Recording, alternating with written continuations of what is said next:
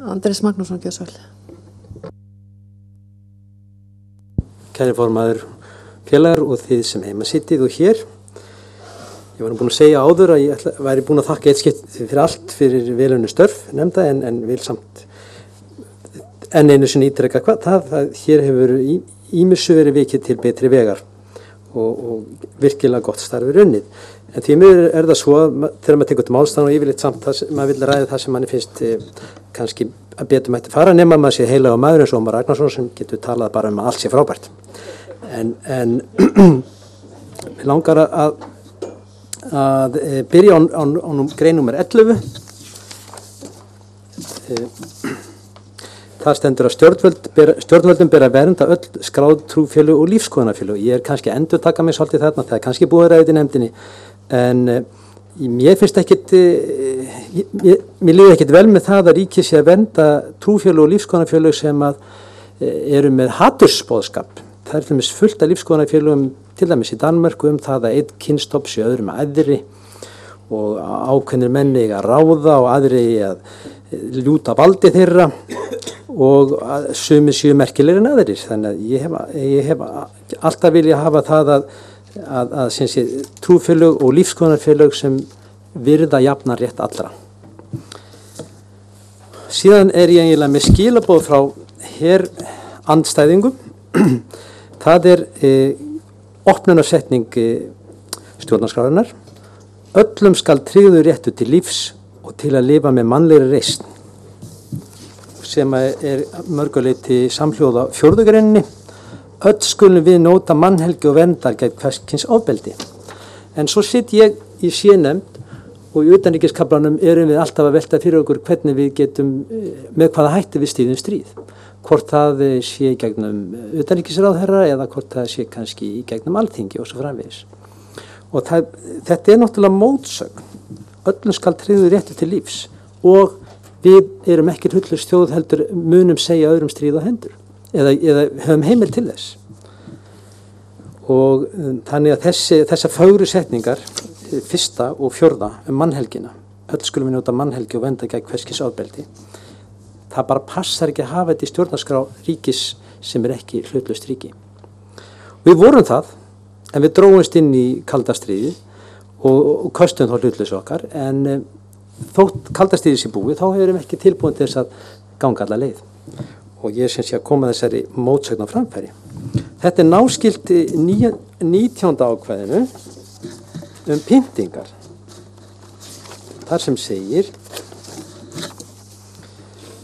enga má beita pyntingum né annarri ómannúðlegri eða vanvirðandi meðferð eða refsingu. En við erum hins vegar í hernaðarbandalögum og við erum til dæmis með Sameinuðu þjóðirnar og NATO. Og það þannig að það eitt ríki sem með langstærsta herinn og eyðir 10 sinnum meiri til hernaðarmála meðaltali heldur en ríki í Evrópu. Og það yfirleitt framkvæmdaraðilinn í þessum hernaðarbandalögum, bæði Sameinuðu þjóðirna og NATO. Og það ríki, það mjög hlynnt pyntingum og stundar pyntingar.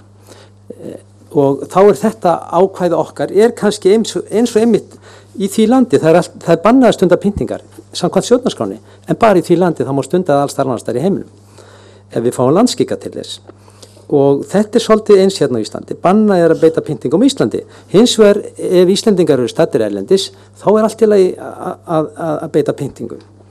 Og við bara bendi á að við erum í bandalagi við þjóðir sem að styðja pyntingar og kenna pyntingar. Ég hef sjálfur hitt og talað við fólk sem hefur verið beitt pyntingum af bandamönnum okkar. Þannig að þetta svona eins og Örnbárður stundum að tala það þarf að vera svolítið tóg, við þurfum að leggja eitthvað á okkur. Þetta svolítið svona hypokrasi. Flott, það hljómar rosalega vel, ofsalega áfærafallegt, en hræsni.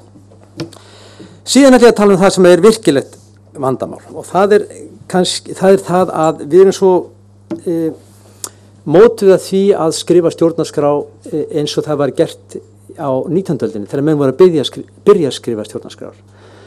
Og við tökum ekki nógu mikið mið af vandamálin dagsins í dag. Heldur kannski oft mikið að hugsa hvernig vandamálin voru á árdugum stjórnarskrár skrifa.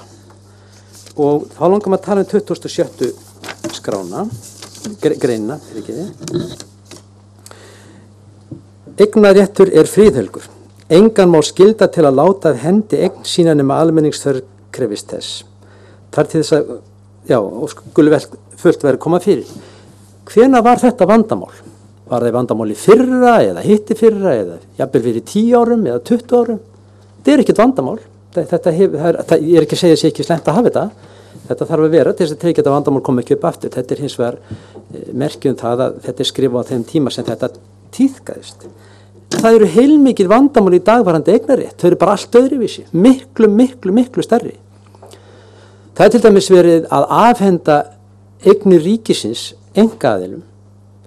Og ég margsins lýst því þegar Telenor eða ríkissíma fyrirtæki var selt í Noregi, þá var passa upp á það hver einasti maður í landinu gæti keypt þetta í hlutabréfa, í verðbréfahöllinni.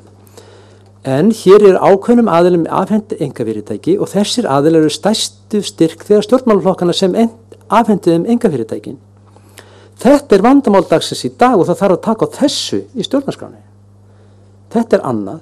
Og hitt er annað varðandi eignarréttinni það að fólk spankulerar landið, lyftir hendin sinn og bendir út á haf og segir já þetta. Og það er vandamál dagsins í dag. Og þess vegna þurfum við að taka upp í eignarréttar ákvæðinu þessi vandamál. Að fólk er að eigna sér hluti sem að hinga til hefur verið sameign og fólk er að taka hluti sem hinga til tilheyrði sameigninni, okkur. Það verður að taka hér eitthvað upp eignarrétt á ríkiseignum, það er að segja einkaeignarrétt okkar sem við eigum vegna þess að amma okkar og afar og pappa okkar og mömmur þræluðu fyrir þessu og borguðu skatt til þess að við getum eignast þetta. Þetta var sem sé annað dæmi það að við erum ekki í nútímanum þegar við erum að búa til þessu ákvæði. Og hitt er ákvæði 7, 8 og 9. Tjáningafrelsi, upplýsingafrelsi og fjölmiðlafrelsi. Hér er til dæmis. Öllum er frjálst að tjá skoðanir sínar, samfæringar og svo framvegis. Hvenær var það sem að okkur var bannað að tjá hugsan okkar á Íslandi? Það er líka óralangt síðan einhver var hneftur í fangelsi því að hann var að lýsa yfir einhverjum skoðunum svo eru bannaðar. Og öllum er frjálst að safna á miðlaupplýsingum, já það hefur öllum verið frjálst að miðlaupplýsingum. Fyrir hvaða brot erum við að koma í veg fyrir þarna? En það eru stórkostleg vandamál varðandi tjáningafrelsið, upplýsingafrelsið og fjölmiðlafrelsið. Það er nefnilega það að það er ofboðslegt ójafnvægi. Það er þannig að maður getur keypt upp öll áróðurstækin. Það var gert í hrununni, það voru allir fjölmiðlarnir keyptir og þetta er að gerast aftur. Það eru átök auðlindir landsins, hver eigi að eiga þær og þá eru keyptir fjölmiðlar til þess að útvarpa ákveðnum skoðunum. Og þetta er vandamáli. Það er ójafnvægi í skoðunar, í upplýsingamiðlun. Það er miðlað upplýsingum sem að koma einhverjum ákveðnum aðilum til hagsbóta, en öðrum ekki. Þannig að það þarf að vera eitthvað ákvæði jafnræði og ég hef stungið upp á einu og ég get komið þessu skriflega til nefndarinnar sem mér finnst vera sjálfsagt mannréttindi. Við höfum við rétt á að jafnvægi sé þeim upplýsingum sem að okkur er miðlað. Ríkisfjölmiðlar skulu stuðla að þessu. Það má jafnvel bæta þessu hér inn í 7. grein tjáningafrelsi.